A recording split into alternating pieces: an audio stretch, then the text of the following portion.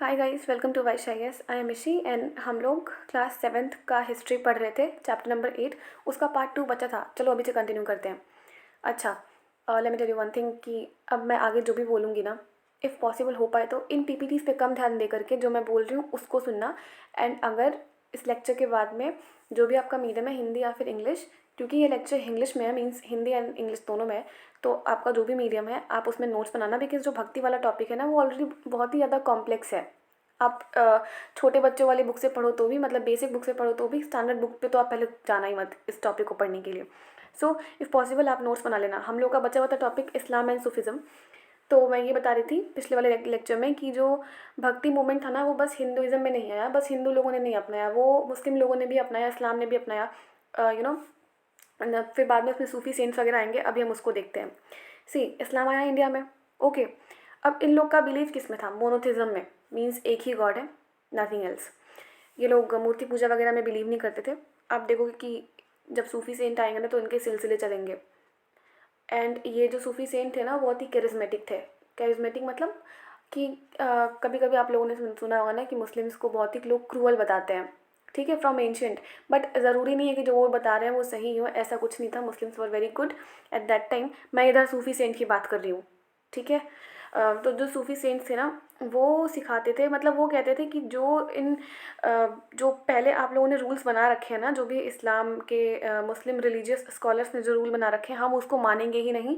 हमारा काम है बस भगवान को मानना। हम पर्सनली डिवोटेड हैं भगवान से, ठीक है, और एक दिन हमें भगवान मिल भी जाएंगे।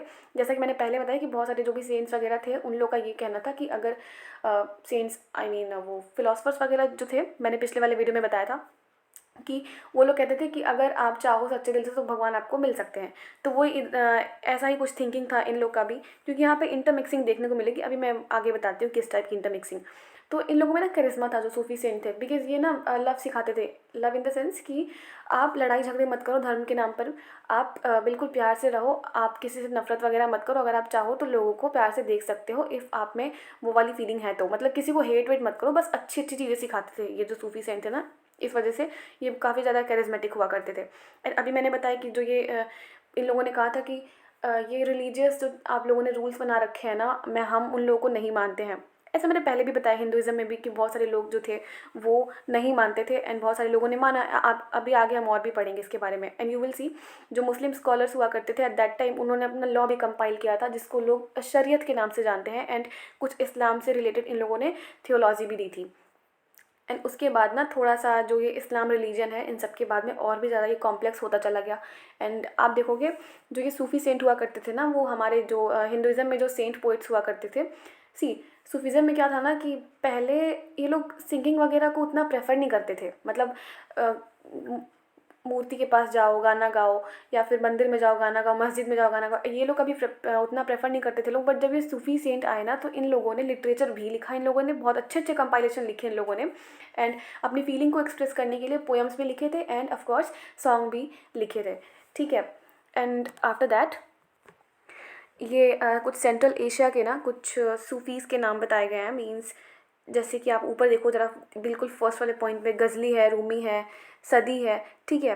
और जो ये नाथपंथीज थे उस टाइम पे, जो सिद्ध पुरुष, सिद्धार्थ एंड जो योगीज़ वगैरह थे, तो इन सब की भी ये जो सूफीज़ थे ना, वो काफ़ी ज़्यादा रिस्पेक्ट करते थे। एंड अभी जैसे मैंने बताया कि हेट वेट नहीं करना, मीन्स ये लोग कह रहे हैं कि अगर आपके दिल में वो वाली अच्छी वाली फीलिंग है कि आप किसी को हेट मत करो, अगर आप अपने हार्ट को, अपने माइंड को, अपने हार्ट को वैसे ट्रेन कर सकते हो कि हाँ, हमें किसी को हेट नहीं करना है, हमें सबको मतलब प्यार से ही देखना है। एंड जो ये एंटायर वर्ल्ड है हमारा, वो हमारा खुद का एक फैमिली है, ठीक है। तो आप बिल्कुल वैसा कर सकते हो, इफ़ आप अपने हार्ट को ट्रेन कर सकते हो वैसा, तो ठीक है। और फिर इन लोगों ने अपने अलग अलग ट्रेनिंग मेथड्स निकाले थे। लाइक अगर इनको अपने अल्लाह को याद करना होता था तो ये लोग जिक्र करते थे। जिक्र इन द सेंस कि बार बार अल्लाह का नाम लेते थे ये लोग, ठीक है। साम करते थे मीन्स ये लोग गाना गाते थे। एंड राक्स मीन्स होता है डांस। ये ना एक ये देखो मैंने यहाँ पे लिख भी रखा है। राक्स मतलब होता है डांस, रक्स और राक्स वट एवर।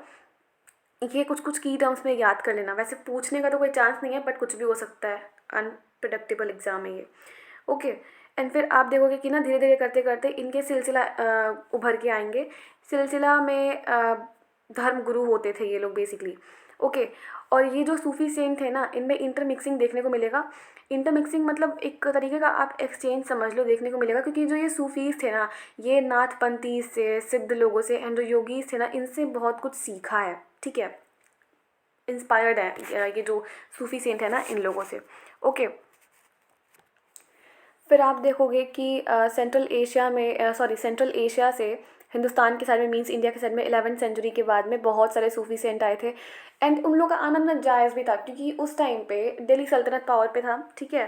अब इनिशियल फेज पे था या जो भी कुछ था, बट था तो दिल्ली सल्तनत ही ना, तो इस वजह से उन लोगों का जो आना था ना, वो उतना कॉम्प्लेक्स इशू नहीं था, वो लोग आ सकते थे। ओके, एंड फिर इंडिया में आकर के उन लोगों ने बहुत सारे सूफी सेंटर्स बनाए।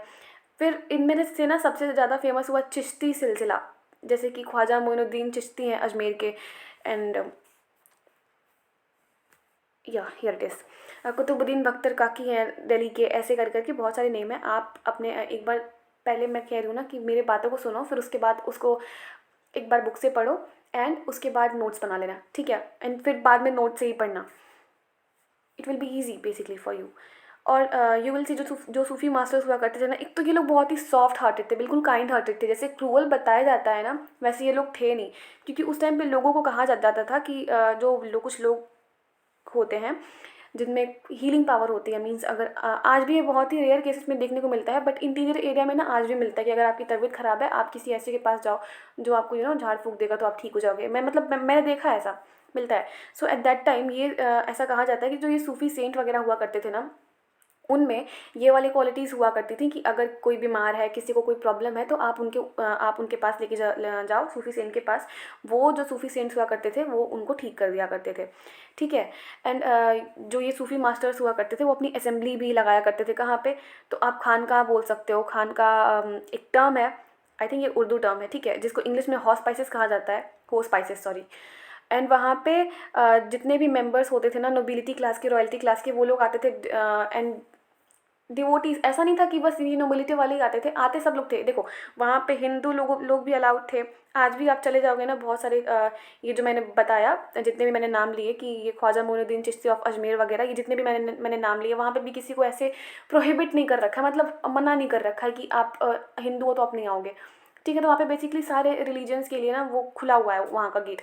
तो वहाँ पिछले at that time, ancient time पे, नॉट एंशंट, मेडिवल टाइम पे, जब ये ट्रेडिशन चल रहा था, भक्ति एंड जो ये सूफीज़म का ट्रेडिशन है, जब वो चल रहा था, तो जो सूफी मास्टर्स हुआ करते थे, वो मतलब उनने इररिस्पेक्टिव ऑफ किसी का कास्ट, क्रीड, रिलीजन, सेक्स, उन्होंने ना सबके लिए जो अपना जो दरगाह होता था ना, वो ओपन था सबके लिए, ठीक है। वो लोग आते थे, लोग अपनी प्रॉब्लम्स को डिस्कस किया करते थे लोग, एंड बहुत वहाँ पे इन्जॉय भी होता था। ऐसा नहीं कि आप सॉन्ग्स बस प्रेजेंट टाइम में, आज के टाइम पे ही सुनते हो। एट दैट टाइम पे बिना स्पिरिचुअल सॉन्ग्स हुआ करते थे, रिलीजियस सॉन्ग्स हुआ करते थे, जिसको लोग सुनने आया करते थे। ओके, सो ये वाला था हमारा इस्लाम एंड सूफिज़म। आगे चलते हैं, new religious development in north India basically. See 13 century के बाद से ना, या फिर आप कह लो कि नॉर्थ इंडिया में 13 सेंचुरी से जो ये भक्ति ट्रेडिशन था, भक्ति मूवमेंट था, एंड जो कुछ भी ये इस्लाम वगैरह वाला था, वो काफ़ी एक पीक पे चल रहा था, मतलब बहुत ज़्यादा इंक्रीज़ हुआ, ठीक है। ये वो वाला एज चल रहा था ना, आप ऐसे समझो कि जो इस्लाम है, जो ब्राह्मणिकल हिंदुइज़्म है, जो सूफीज़म है, और जो भी जितने भी भक्ति के अलग अलग टाइप थे, जैसे कि नाथपंथीज वगैरह हैं, सिद्ध वगैरह हैं, योगीज़ हैं, ये सब लोग एक दूसरे से ना इन्फ्लुएंस हो रहे थे। मतलब एक का इन्फ्लुएंस दूसरे पे पड़ रहा था, मतलब एक इससे कुछ सीख रहा है तो वो दूसरा उससे कुछ सीखेगा, ठीक है। ये लोग बार्टर सिस्टम समझ लो, विचारों का बार्टर सिस्टम, या यू कैन से but don't write barter system in your exam, मैंने समझाने के लिए बोला है बस इसे। तो आप देखोगे कि हर जो भी ट्रेडिशन चल रहा था, हिंदुइज़्म हो चाहे सूफीज़्म हो, कुछ भी हो, उन सब में क्राफ्ट पर्सन भी हुआ करते थे, पेजेंट्स भी हुआ करते थे, ट्रेडर्स भी हुआ करते थे, लेबरर्स भी हुआ करते थे। एंड क्योंकि ये जो लोअर क्लास के पीपल है ना, उन लोगों में ये जो नए नए जो सेंट्स आ रहे थे, उनके आइडियाज़ का बहुत ही ज़्यादा अफेक्ट पड़ा, ठीक है। एंड फिर बात करते हैं कबीर और बाबा गुरु नानक के बारे में, जिन्होंने सारे रिलीजन को मानने से ही मना कर दिया था। मैंने पहले भी बताया था हिंदुइज़्म में भी कि कुछ ऐसे सेंट हुआ करते थे जिनने बिल्कुल ही नहीं माना, मतलब सेंट आई एम सेइंग, मैंने अभी सेंट के बारे में तो मैं अभी बात कर रही हूँ, बट मैंने पिछले वाले लेक्चर में मैंने बताया था कि बहुत सारे जो ऐसे भी लोग थे जो रिलीजन को नहीं माना करते थे। ओके, सो बेसिकली उनमें से एक कबीर भी थे, संत कबीर के दोहे आप पढ़ते हो, ठीक है। एंड फिर बाबा गुरु नानक भी थे, जिन्होंने मानने से मना कर दिया कि हम ऐसे ऑर्थोडॉक्स रिलीजियंस को हम नहीं मानते हैं, हमारे लिए गॉड सुप्रीम है, वो ही हमारे लिए, ओके। फिर तुलसीदास जो थे और जो सूरदास थे, उन्होंने कुछ कुछ जो बिलीव्स हैं वो प्रैक्टिस करी है। आपको ये पता होना चाहिए कि किसने किसको माना है। अगर आपका हिस्ट्री ऑप्शनल है तो ये मेंस में आपको काफ़ी हेल्प कर सकता है लिखने के लिए। तो आपको पता होना चाहिए कि किसने रिलीजन को माना था, किसने नहीं माना था। सो कबीर एंड बाबा गुरु नानक ने नहीं माना था, रिलीजन को मना कर दिया था मानने से।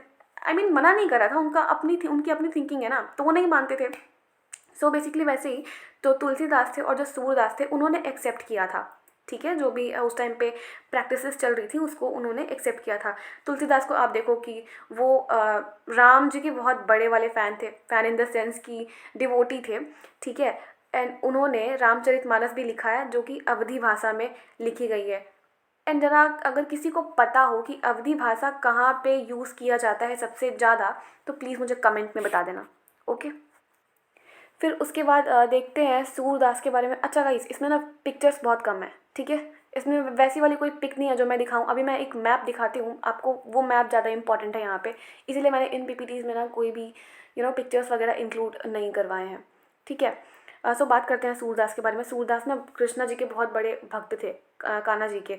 उन्होंने अपनी कुछ काफ़ी ज़्यादा कुछ लिखा भी था, कंपोजिशन उनकी कंपाइल करी गई है, जैसे कि सूर सागर है, सूर सरावली है और साहित्य लाहिरी है, जिसमें उन्होंने अपने डिवोशन को, उनकी साफ साफ जो उनकी जो डिवोशन है ना कान्हा जी के प्रति, वो साफ साफ दिखती है उसमें, ठीक है। फिर उनके कंटेम्प्रेरी में थे शंकर देव थे, जो कि असम से बिलोंग करते हैं, in the late 15th century. वो थे विष्णु जी के पुजारी थे बहुत बड़े, मतलब उनको अपनी सबके लिए अलग अलग आस्था है, अलग अलग भगवान के लिए, तो बेसिकली इनके लिए भी थी। एंड फिर उसके बाद में इन्होंने बहुत सारे पोएम्स एंड प्लेस भी लिखे थे जो असमीज़ लैंग्वेज में थी। अच्छा एक चीज़ बताओ, मतलब एक चीज़ आप नोटिस कर रहे हो, ये लोग जो कुछ भी कर रहे हैं ना अपने रीजनल लैंग्वेज में कर रहे हैं, ताकि जो ये लोअर क्लास वाले पीपल हैं, जो जिनको हमेशा से सप्रेस किया जाता है, वो इनके इन्फ्लुएंस में आए, ओके। सो यहाँ पे वो थोड़ा सा स्पेशल हो जाता है। एंड फिर उन्होंने ना नामघर सेट करना शुरू किया। नामघर मीन्स एक काइंड ऑफ यू कैन से हाउस, ठीक है। आप आज भी चले जाओगे ना उस वाले एरिया में, तो आपको असम वगैरह साइड में, तो वहाँ पे आपको नामघर मिल जाएगा, ठीक है। वो आज भी होता है। एंड फिर इसके बाद में कुछ सेंट आए ऐसे, जैसे कि दादू दयाल करके थे, रविदास थे, मीराबाई। मीराबाई को कौन नहीं जानता, मीराबाई को सब लोग जानते हैं, कम ऑन गाइस। वो कान्हा जी की बहुत बड़ी भक्त थी। एंड बहुत सारे सॉन्ग्स भी उन्होंने लिखे थे। एंड बीइंग अ लेडी, क्योंकि वो एक लड़की थी, तो वो एक राजपूत प्रिंसेस थी जिनकी शादी हुई थी एक रॉयल फैमिली में। किस रॉयल फैमिली में? तो मेवाड़ के रॉयल फैमिली में हुई थी in the 16th century. Centuries याद करने की ज़रूरत नहीं है, बस एक ऐसा फैक्चुअल डेटा आप पढ़ो ऐसे, ठीक है। तो मीराबाई एक राजपूत प्रिंसेस हुआ करती थी। उसके बाद भी एक नौसी नाम काफ़ी हाई फाई घराने से है, उसके बाद भी वो पूजा कर रही हैं। एंड एट दैट टाइम लोगों के मन में मतलब क्या ही चल रहा था। अगर भक्ति को साइड में करके देखा जाए तो पता नहीं कैसे कैसे राजा महाराजा आए थे जिन्होंने काफ़ी सारी अपनी क्रूएलिटी दिखाई थी। एंड ये इतनी हाई फाई घराने से होकर के, मतलब यार राजपूत होना बहुत बड़ी बात होती है, ठीक है। मतलब एट दैट टाइम की मैं बात कर रही हूँ, क्योंकि क्लास डिविजन्स भी चल रहे थे, तो उसको इनको हाई कास्ट माना जाता था राजपूत वगैरह को। सो इनकी शादी हुई थी रॉयल फैमिली में, मेवाड़ की एक रॉयल फैमिली थी, वहाँ पे शादी हुई थी। उसके बाद में ये रविदास की डिसाइपल थी, एक सेंट। अब अच्छा, ये जो रविदास थे ना वो अनटचेबल कास्ट से बिलोंग करते थे। एंड जब इनके घर वालों को पता चला होगा कि ये एक अनटचेबल कास्ट की ये मतलब डिसाइपल है, शिष्या हैं, तो फिर कितना ही परेशान किया होगा इनको। जस्ट इमेजिन, मतलब आई कांट इमेजिन ऑल्सो। उसके बाद में ये मैंने अभी जैसे बताया कि ये कान्हा जी की बहुत बड़ी वाली भक्त थी, मीन्स कृष्णा, लॉर्ड कृष्णा की भक्त थी। एंड इन्होंने बहुत सारे भजन्स भी लिखे हैं, ऑफकोर्स रविदास से इंस्पायर होकर ही इन्होंने भजन्स लिखे हैं। एंड आज भी फेमस है इनके भजन्स, मीन्स जो भी जिसको भी इंटरेस्ट है भक्ति में आज भी सुनता रहता है। एंड उनके जो सॉन्ग्स हुआ करते थे ना, जो भी वो लिखा करती थी, वो एक एज अ चैलेंज लिखा करती थी। जैसे कि उस टाइम पे क्या हुआ था ना कि अपर कास्ट के जो लोग थे वो लोअर कास्ट को बहुत ही ज़्यादा सप्रेस किया करते थे, स्पेशली वुमेंस के लिए। तो मतलब सोचो ही मत उस बारे में, वुमेंस की क्या ही कंडीशन रही होगी। मैं ना इस पर एक अलग सा वीडियो बनाऊंगी कि उस टाइम पे वुमेंस की कंडीशन क्या थी ड्यूरिंग मेडिवल एरा, ओके। फिर देखना, मतलब आप सोचो ना, अगर क्लास डिवाइड कर रखा है, अगर शूद्र लड़के को अगर आप नहीं मान रहे हो, तो आप वुमेंस को कितना ही इन्फीरियर वो लोग ट्रीट किया करते होंगे एट दैट टाइम। तो जो मीराबाई के सॉन्ग्स वगैरह हुआ करते थे, वो एक चैलेंज की तरह हुआ करते थे अपर कास्ट के लोगों को, ठीक है। मतलब उनको ऐसा नहीं करना चाहिए वैसा कुछ। एंड राजस्थान एंड गुजरात वाले एरिया में मीराबाई के सॉन्ग्स काफ़ी ज़्यादा फेमस हुए। एक यूनिक फीचर में जैसे मैंने अभी बताया कि इन ये लोग जो थे ना वो अपने रीजनल लैंग्वेज में लिखा करते थे। ऐसा नहीं था कि एक ही लैंग्वेज है पूरे भारत में वही चला दो, पूरे इंडियन सब कॉन्टिनेंट में, ऐसा नहीं था। जैसे कि असम का अपना अलग लैंग्वेज है असमीज़, वो लोग वहाँ पे कोई और भाषा बोलते हैं तो वो लोग ना वो इनके भाषा में गाया वाया करते थे लोग या फिर लिखा करते थे लोग। एंड ये लोग बिकॉज उतना ये लोग लिटरेट नहीं थे लोग, सो बेसिकली इन लोग का जो भी सॉन्ग्स वगैरह हुआ करता था ना वो orally generation to generation transfer हुआ। मतलब कबीरदास ने सुनाया अपने डिसाइपल को, उन्होंने अपने डिसाइपल को, ऐसे करते करते वो हम तक पहुँचे हैं। ठीक है, सो यहाँ पे उसकी बात हो रही है। आई होप आपको ये वाला टॉपिक ना शायद समझ में आ गया होगा अच्छे से। अच्छा, एक चीज़ और, जो वुमेन्स हुआ करती थी ना, आप इसको थोड़ा सा ना प्रेजेंट टाइम से रिलेट करो। कौन कौन ऐसा है जिसको कोई सॉन्ग सुनता है तो ऐसा लगता है कि यार ये वाला सॉन्ग तो मेरी वाली स्टोरी से रिलेट कर रहा है, मेरी जो भी लाइफ की स्टोरी है, क्योंकि because see we are human beings, सबकी लाइफ में प्रॉब्लम्स आती हैं। तो struggles, and if you are preparing for UPSC of course you have to do hard work with smartness. तो सबके लाइफ में कॉम्प्लिकेशंस आते रहते हैं। तो बहुत सारे बच्चे होंगे ना, इनफैक्ट सभी को लगता है कि ये वाला सॉन्ग ना बिल्कुल मेरी लाइफ की स्टोरी से मैच कर रहा है। तो एट दैट टाइम जो भी मीराबाई, स्पेशली मीराबाई ने जो लिखा था उससे वुमेन्स काफ़ी अपने आप को रिलेट करती थी। ठीक है, तो जब वो सुनती थी सुना करती थी ना मीराबाई के सॉन्ग्स को, तो वो मीन्स ऐसा सोचा करती थी कि हाँ हमारे साथ भी ऐसा हो रहा है, ये लोग ऐसा कर रहे हैं। तो फिर एक तरीके से ना वुमेन्स को स्ट्रॉन्ग बनाने का काम किया। मतलब एक इन्फ्लुएंस पड़ा है वुमेन्स पे मीराबाई के सॉन्ग्स का भी। ठीक है, एंड ओरली ट्रांसफ़र होते थे, मैंने अभी वो बताया। एंड ये लोग इतने अच्छे से अपने सॉन्ग्स को प्रिपेयर करके गाते थे लोग। प्रिपेयर तो नहीं करते थे लोग, अब कौन नहीं जाएगा कि see if you are doing bhakti ना, तो आपको किसी प्रिपरेशन की ज़रूरत नहीं है। ठीक है, बस ये लोग जो भी किया करते थे लोग अपने मन से किया करते थे लोग, एंड भगवान को काफ़ी अच्छे से याद वाद करके किया करते थे लोग। आपके एनसीईआरटी में बहुत सारी ऐसी पिक्स दी गई हैं जहाँ पे दिखा रखा है कि वो लोग मंत्र पढ़ते पढ़ते इतने लीन हो गए हैं, मंत्र मुग्ध हो गए हैं कि वो मतलब गिरते जा रहे हैं ऐसे। ठीक है, बात करते हैं कबीर के बारे में थोड़ा सा, इनको देख लेते हैं। संत कबीर, उनके तो दोहे दोहे तो मैंने बहुत पढ़े हैं उनके। आप में से कोई पढ़ा है ना तो प्लीज़ मुझे कमेंट में बताओ, सब ने ही पढ़ रखा है। एनीवे, ये सेंट है 15 एंड 16 सेंचुरी के, जो कि एक मुस्लिम फैमिली से बिलोंग करते हैं। जुलाहाज, आप एक ये टर्म है, याद कर लो। वीवर की फैमिली हुआ करती थी, वहाँ से ये बिलोंग करते हैं। एंड ये वाराणसी के पास में ही सेटल हुए थे। हमारे पास इनके बारे में उतनी ज़्यादा इन्फॉर्मेशन तो नहीं है, लेकिन हाँ कुछ कुछ है जो कि हम लोग उनके जो कलेक्शन जो भी उन्होंने लिखा था ना, जिसको लोग सखीज़ या फिर पद्स भी कहा जाता है, मीन्स जो कबीर जी ने लिखा था उसको साखीज़ और सखीज़, आपको जो भी बोलना है बोलो, एंड पद्स भी कहा जाता है। ये एक टर्म है, ठीक है, जो कबीर ने लिखे हैं, उनके जो वर्सेस के कलेक्शन हुआ करते थे, वहाँ से हमको इनके बारे में आइडिया मिलता है। एंड वो इधर उधर वंडरिंग इन द सेंस कि वो प्लेस टू प्लेस जा कर के भजन भी गाया करते थे, हमको ये वहीं से पता चलता है। एंड उसके बाद में आपने कभी गुरु ग्रंथ साहिब वगैरह पढ़ा होगा या फिर पंचवानी बीजक, ये ना इनके कंपाइलेशन है। कंपाइलेशन मतलब कि जो भी कबीर जी ने जो भी गाया है, जो भी कुछ बोला है ना, जितने भी भजन वगैरह गाए हैं, वो सब उन सब का जो कंपाइलेशन है, कलेक्शन है सॉरी, वो गुरु ग्रंथ साहिब में, पंचवानी में और बीजक में वो रखा हुआ है आज भी। ठीक है, जो भी उन्होंने कंपाइल करे थे भजन्स वगैरह आज भी प्रिजर्व्ड हैं। अच्छा, कबीर जी जो थे ना, ऐसा नहीं कि उन्होंने सबसे पहले मतलब स्टार्टिंग से रिलीजन को मानना बंद कर दिया, ऐसा नहीं। उन्होंने समझा, बट लेकिन अब ऐसा लोग बोलते हैं कि वो बहुत उनको कॉम्प्लेक्स लगा है। एट दैट टाइम उनको कॉम्प्लेक्स लगा होगा। एंड होता है ना कि अपनी अपनी थिंकिंग होती है। अगर आप बोल रहे हो मैंगो को कि नहीं ये मैंगो नहीं ऑरेंज है, तो भाई सामने वाले के पास भी खुद का दिमाग है कि नहीं वो ऑरेंज नहीं मैंगो है। तो फिर ऐसा कुछ हुआ था at that time. Kabir ji जो थे उन्होंने रिलीजन को समझने की बहुत कोशिश करी थी, बट एक तो उनको खुद में ही बहुत ही वो अजीब सा लगता था कि एक तो भक्ति भी करो, ऊपर से दिखाओ भी कि हाँ हम भक्ति कर रहे हैं, तो उनको वो पसंद नहीं आया। दैट इज़ वाई उन्होंने छोड़ दिया रिलीजन को मानना, जैसे कि मैंने बताया। उनके जो टीचिंग्स थे ना, वो एक्सटर्नल वर्शिप ऑफ जो ब्राह्मणिकल हिंदुइज्म एंड इस्लाम होते हैं ना, बिल्कुल भी उनको मतलब अवॉइड करा है उन्होंने, बिल्कुल ही रिजेक्ट करा है इसको। एंड उनके जो भी उनकी जो लैंग्वेज हुआ करती थी पोइट्री की ना, वो स्पोकन हिंदी थी। Means a form of language you can से, जो कि ऑर्डिनरी पीपल जो होते हैं ना, नॉर्मल पीपल जो हुआ करते हैं एट दैट टाइम के, वो लोग बोला करते थे। ठीक है, तो आपको वहाँ से ये पता लग रहा है कि जो मीराबाई वगैरह थी वो लोग भी रीजनल लैंग्वेज में ही गाया करते थे लोग। एंड ये भी जो कबीर दास जी जो थे वो भी वैसी लैंग्वेज यूज़ करते थे जो कि सबकी समझ में आ जाए। तो इनके भी ये भी जो थे वो फॉर्मलेस सुप्रीम गॉड को ही समझते थे। ऑफ कोर्स समझना चाहिए, सभी को समझना चाहिए। एंड वो भी ऐसा कहते थे कि अगर आप भगवान को सच्चे दिल से मानो तो आपको मोक्ष की प्राप्ति हो सकती है। बिल्कुल आपको एकदम उसमें किसी का बुरा वगैरह नहीं करना है, आपको बस भगवान की पूजा करनी है, आपको भगवान मिल जाएंगे, आपको मोक्ष की प्राप्ति हो जाएगी। ऐसा था कबीर का थिंकिंग। आप देखो भक्ति वाले आपके पास जो भी क्वेश्चन आए ना, उसमें ये इंक्लूड कर देना, क्योंकि ये सबकी थिंकिंग यही थी। ठीक है, बहुत ही रेयर में ऐसे कुछ मिल जाएंगे, कुछ सेंट्स वगैरह जिनकी थिंकिंग थी कि आप साथ में काम भी कर सकते हो। कुछ कुछ की थी कि बिल्कुल ही काम वाम छोड़ दो, सब धोखा है, जैसे मैंने पिछले वाले वीडियो में बताया था। अब वो कौन था, जरा कमेंट में मुझे बता देना अगर आपने वो वीडियो देखा है तो। ओके। उसके बाद कुछ लोग ऐसे थे कि जो बोलते थे कि नहीं, आप काम कर सकते हो एंड फैमिली भी को भी संभाल सकते हो एंड साथ में आप भक्ति भी कर सकते हो, ऐसा। एंड कबीर जी में एक अच्छी बात ये थी कि उनमें हिंदू एंड मुस्लिम दोनों लोग हुआ करते थे। ऐसा नहीं था कि वो बस हिंदू थे, बेसिकली वो सिख थे, आई थिंक सिख और हिंदू, मैं बताऊँगी अभी। ठीक है। सो ऐसा नहीं था कि वो बस ऑर्थोडॉक्स हिंदू ही थे तो हिंदू को ही मानते थे। ऑफ कोर्स उसमें उनमें मुस्लिम लोग भी शामिल थे। अभी आ जाते हैं बाबा गुरु नानक पे। Just a minute. ओके, सो ये बाबा गुरु नानक है ना, इनके बारे में हमको कबीर से कुछ ज़्यादा इन्फॉर्मेशन पता है। जन्म कहाँ हुआ था, ये तलवंडी है में हुआ था।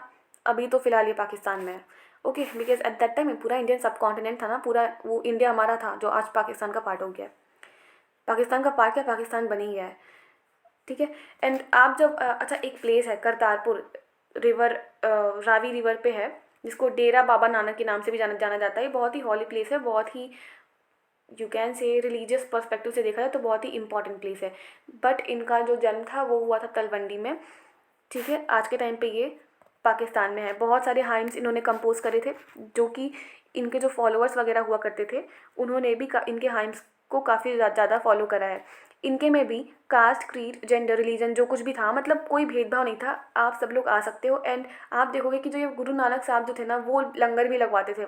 लंगर तो खैर आज भी लगता है, बट ये लगवाते थे ये। एंड उसमें हिंदू, मुस्लिम, सिख, ईसाई जो आपको कोई मैटर नहीं करता कि आप कौन से वाले रिलीजन से हो, लड़की हो लड़का हो, नथिंग मैटर्स। आप जाके आप पूजा भी कर सकते हो, वहाँ लंगर में खाना भी खा सकते हो। ठीक है। एंड फिर उसके बाद में आप देखोगे कि धीरे धीरे करते करते जहाँ एक सैक्रेड स्पेस सा क्रिएट हो गया। ठीक है, जिसको बाबा गुरु नानक जी ने ही क्रिएट करा था, जिसको धर्मशाल कहते थे। धर्मशाला और धर्मशाला नहीं बोलना, धर्मशाल ही होता है वो। ठीक है, आज के टाइम पे वो गुरुद्वारा के नाम से जाना जाता है। अब उनके डेथ से पहले उनका डेथ हुआ कब था, 1539 में। किसका, बाबा जो गुरु नानक थे उनकी जो डेथ हुई थी वो 1539 में हुई थी। तो जो बाबा गुरु नानक थे ना, वो उनके जो डिसाइपल्स थे उनमें, मीन्स उनके जो फॉलोअर्स थे उनमें से ना एक को अपना सक्सेसर अपॉइंट करके गए थे, जिसका नाम था लेना। बट उसने जो था अपना नाम रखा था गुरु अंगद। ठीक है, लेना मतलब ऐसा लोग उस टाइम पे किया करते थे कि अगर कोई किंग, आपको बहुत जगह मिलेगा कि बहुत सारे एम्परर्स भी थे जो अपना नाम चेंज करवाए हैं किंग बनने से पहले। खैर यहाँ पे इधर किंग की बात नहीं हो रही है यहाँ पे। और वो गुरु अपॉइंट करके गए थे, तो उसका नाम था लेना। बट उसने जब जब जो भी थ्रोन वगैरह जो कुछ भी हुआ करता होगा एट दैट टाइम, जब वो उस पर उसको जाना वाना हुआ होगा, तो उसने अपना नाम बदल दिया एंड नाम क्या रखा, गुरु अंगद। ठीक है। ये दिखाने के लिए कि वो खुद भी पार्ट है गुरु नानक जी का, मतलब ये शो करवाने के लिए कि वो गुरु नानक जी को इतना ज़्यादा मानता है कि कुछ उसका कोई तोड़ नहीं, उसका आप जवाब नहीं दे सकते कि वो कितना मानता था अपने आप को। उनसे एसोसिएट करने के लिए गुरु अंगद, सॉरी, लेना ने अपना नाम रखा गुरु अंगद। ठीक है। एंड जो गुरु अंगद जो था उसने बहुत सारी कंपाइल्ड जो कंपोजिशन थी गुरु नानक की, उसको कंपाइल कर रखा था। उसके बाद आप देखोगे कि जो ये गुरु अंगद है ना, मैं अभी बताऊंगी, जहांगीर ना इनको एग्जीक्यूट करवा देता है गुरु अंगद को। एंड इनके बाद 3 फॉलोअर्स और भी आएंगे गुरु अंगद के, जिसने गुरु नानक जी जो थे ना उनके कंपोजिशन को कंपाइल करने का काम किया है। ठीक है, उसमें किसी और important figures, means important personality को ऐड कर रखा है, जैसे कि शेख फरीद होते थे, संत कबीर, भगत नामदेव, गुरु तेज बहादुर हुआ करते थे। सो बेसिकली इन सब के जो कंपाइलेशंस थी ना उनको, सॉरी कंपोजिशंस थी ना, उनको कंपाइल करके रखा हुआ है। किसने, पहले गुरु अंगद ने, बट आफ्टर गुरु अंगद उनके 3 सक्सेसर हुआ करते थे, उन्होंने कंपाइल किया। एंड कौन से लैंग्वेज में, गुरुमुखी लैंग्वेज में। ओके, मैं बिल्कुल स्लो चल रही हूँ बिकॉज ये बहुत ही कॉम्प्लेक्स टॉपिक है, समझ में आना चाहिए। एंड ऑफकोर्स आपको नोट्स भी तो बनाने हैं, दैट इज़ वाई। एंड आप देखोगे कि गुरु गोबिंद सिंह जो थे ना वो लास्ट गुरु हुआ करते थे। इनके जो सिख्स वगैरह थे ना उनके वो लास्ट गुरु थे, बिकॉज इनके बाद कोई गुरु नहीं आया। और उसके बाद में उन्होंने कहा कि जो ये गुरु ग्रंथ साहिब है ना, अब यही है हमारा गुरु, मतलब जो ये गुरु ग्रंथ साहिब है ना, वो होली स्क्रिप्चर है सिख का, ठीक है। और आप देखोगे 16th सेंचुरी में गुरु नानक के जो फॉलोअर्स थे ना, वो बहुत ज़्यादा बढ़ गए, क्योंकि गुरु नानक ने ये नहीं कहा था कि आप एकदम ही सब कुछ छोड़ दो फिर हमारे पास आ जाओ या फिर भक्ति के मार्ग पे चलो। इन्होंने ऐसा कुछ भी नहीं कहा था। इन्होंने कहा था आप हाउस होल्ड भी देखो और आप मतलब भक्ति का पाथ भी अपना सकते हो। तो इसमें तो इनके में बहुत सारे ट्रेडर्स, एग्रीकल्चरिस्ट जो हुआ करते थे, आर्टिशियंस वगैरह, क्राफ्ट पर्सन थे, वो बहुत ही डोमिनेट कर रहे थे। डोमिनेट इन द सेंस कि वो बहुत ही ज़्यादा थे इन कंपेयर टू जो पहले के जो लोग हुआ करते थे। कहते थे कि नहीं सब कुछ छोड़ दो, सब इल्यूजन है, ऐसा कुछ नहीं। इन्होंने ऐसा कुछ भी नहीं कहा।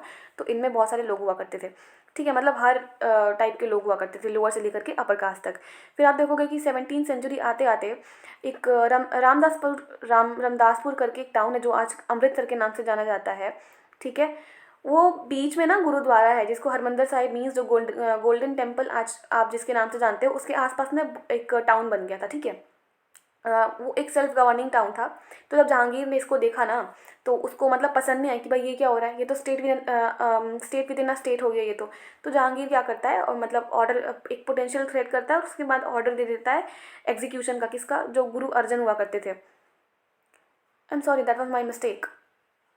जहांगीर ने गुरु अर्जन को एग्जीक्यूट करवाया था। ओके, ये नाम मैच कर रहा था ना, तो मैंने बाय मिस्टेक बोल दिया गुरु अंगद को इसने एग्जीक्यूट करवाया था, बट नहीं, गुरु अर्जन को करवाया था। ओके। फिर उसके बाद में जब जहांगीर ने ऐसा स्टेप लिया ना, बिना किसी मतलब का, मतलब फालतू में ही ले लिया, उसको पसंद नहीं था तो उसको एग्जीक्यूट करवा दिया। एंड ये किसी भी तरीके से आप देखो ना तो ये सही नहीं है। उसके बाद में जो सिख मूवमेंट था ना, वो पॉलिटिसाइज होना शुरू हुआ। एंड उन्होंने अपना एक डेवलपमेंट, अच्छा खासा एक लेवल का डेवलपमेंट कर लिया। और उनका इंस्टीट्यूशन बना जिसको जानते हैं खालसा। किसने बनाया था? गुरु गोविंद सिंह ने बनाया था इन 1699, मीन्स 17th सेंचुरी के स्टार्टिंग लास्ट में आप कह लो। Okay, by the end of, yes of course. उसके बाद में आप देखोगे कि जो ये खालसा पंथ है ना, वो काफ़ी बहुत बड़ा पॉलिटिकल एंटिटी बन गया। मतलब आज जैसे आज का समझो कि आज बीजेपी है, कांग्रेस है। एक टाइम पे बीजेपी बिल्कुल ही कुछ पता नहीं था कि कोई पार्टी है, अब उभर के आ गई है, प्राइम मिनिस्टर बन गए। तो वही हाल था, मतलब खालसा काफ़ी अच्छा खासा एक पॉलिटिकल एंटिटी बन गया था। फिर उसके बाद में सिख मूवमेंट में ना बहुत सारे चेंजेस आए, बहुत सारे लोगों का इन्फ्लुएंस पड़ा, बहुत सारे लोग सिख में भी आए। एंड जो ये बाबा गुरु नानक थे ना, इनका तो बहुत ही ज़्यादा इम्पैक्ट पड़ा लोगों पर, ठीक है। एंड इन्होंने भी इम्फेसाइज़ किया है for the worship of one God only. And इन्होंने, जैसे मैंने अभी बताया कि कास्ट वगैरह, जेंडर वगैरह ये सब कुछ नहीं मानते थे। इन्होंने साफ साफ बोल रखा था कि आपको अपनी एक्टिव लाइफ जीनी है with social commitment. Social commitment का मतलब देखो 3 टर्म है, नाम, दान, स्नान। कहने का मतलब है कि आप कभी किसी का बुरा मत करो। मतलब नाम का मतलब होता है राइट वर्शिप, ठीक है, ढंग से पूजा करो, कुछ छल कपट नहीं। दान का मतलब होता है वेलफेयर ऑफ अदर्स, कि आपकी वजह से कोई प्रॉब्लम ही नहीं आना चाहिए, ठीक है, आप किसी को प्रॉब्लम में मत डालो। स्नान का मतलब क्या होता है? प्योरिटी ऑफ कंडक्ट, अपने आप को प्योर रख कर, ठीक है। ऐसा नहीं कि कोई फ्रॉड काम कर रहे हैं, गलत काम कर रहे हैं, किसी को प्रॉब्लम में डाल रहे हैं, किसी को दुख दे रहे हैं एंड हम पूजा किए जा रहे हैं, नहीं, ऐसा नहीं करना है। और एंड आप अपनी ऑफकोर्स एक्टिव लाइफ जी सकते हो। आप जो भी डेली यूजेस में जो भी करते हो डेली बेसिस पे, आप वो कर सकते हो। सो उनकी जो टीचिंग्स थी ना, उनको आज के टाइम पे कैसे याद किया जाता है? तो टर्म यूज़ होता है नाम जपना, कीर्त करना, वंद चखना, ऐसे ये 3 टर्म है, आपको बेसिकली याद करना पड़ेगा। That is why I'm saying बार बार कि नोट्स बना लेना, जो भी मैं बोल रही हूँ उसका, ठीक है। तो यहाँ पे हम लोगों ने देखा बाबा गुरु नानक के आइडिया ऑफ इक्वालिटी को देखा, कैसे सोशल कमिटमेंट के साथ में ये बता रहे हैं। इससे पहले हम लोगों ने काफ़ी कुछ देख लिया है। बेसिकली भक्ति मूवमेंट इतना ही नहीं है, बहुत बड़ा है, लेकिन आपके बुक में ना इतना ही दे रखा है। सो दैट इज़ वाई हम यहाँ पे इतना ही करेंगे। ओके, यहाँ पे आपका हमारा ये चैप्टर ख़त्म होता है। एंड बेसिकली इसमें 1 और 2 चैप्टर बचे होंगे, 2 या 3 चैप्टर बचे होंगे। जल्दी से फिनिश करते हैं उसको। एंड इसको एक काम करना, ये मैप देखो पहले, स्क्रीनशॉट लेना होगा, of course you can take. Yes, ये वो जो मैप है ना, ये इंडिया में देखो, यहाँ पे बता रखा है गुरु नानक, ये पाकिस्तान वाला एरिया है। मतलब जो भी ये सेंट आए थे ना उस टाइम के, तो वो सेंट कहाँ से बिलोंग करते थे वो वहाँ पे दे रखा है। मतलब कहाँ कहाँ पे ज़्यादा उनका इन्फ्लुएंस था वहाँ पे, एंड वो कहाँ से बिलोंग भी करते थे वहाँ से। देखो सूरदास उत्तर प्रदेश थोड़ा सा उसमें है। एंड ऑफ कोर्स ऐसे करके आप ना बहुत सारे देख सकते हो। टू बी वेरी ऑनेस्ट, ये मैप उतना इंपॉर्टेंट नहीं है, बट याद रख सकते हो तो बहुत अच्छी बात है। हिस्ट्री ऑप्शनल वाले ऑफ कोर्स लोकेशंस वगैरह याद करनी पड़ेगी। इफ़ आपको मैपिंग का ये पता है ना कि यूपी कहाँ है, गुजरात कहाँ है, महाराष्ट्र कहाँ है, राजस्थान कहाँ है, एंड कुछ सेंट के नाम पता है, तो आप लिख सकते हो, डोंट वरी अबाउट दैट। ठीक है, तो यहाँ पे हमारा ये चैप्टर कंप्लीट होता है। And of course don't forget to contact our vice sir. Just a minute. Yes, copy paste करो इस नंबर को एंड कॉन्टैक्ट करो सर को। सारी डिटेल्स आपको वहाँ से अवेलेबल हो जाएंगी। So thank you very much and have a good day ahead.